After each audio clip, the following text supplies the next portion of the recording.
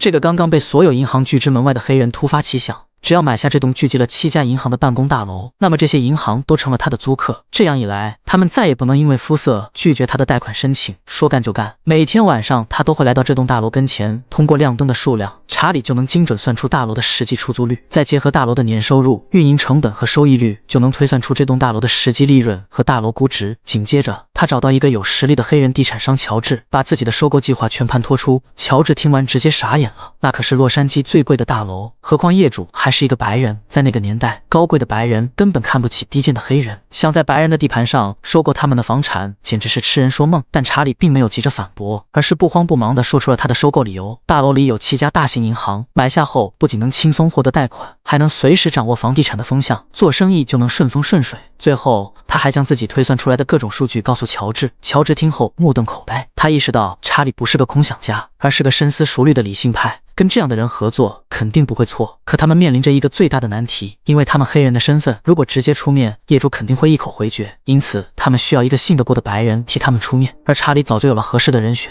那就是最近给他装修房子的马修。虽然他只是一名普通的装修工，但他却心怀远大的抱负。最重要的是，他不歧视黑人。可当听到他们的收购计划后，马修顿时一头雾水。I don't know anything about banking. I don't know how to buy a bank. We're not actually buying a bank. We're buying a building that the banks are in. Banks are tenants. You think I'm, qualified for this? We'll teach you everything you need to know.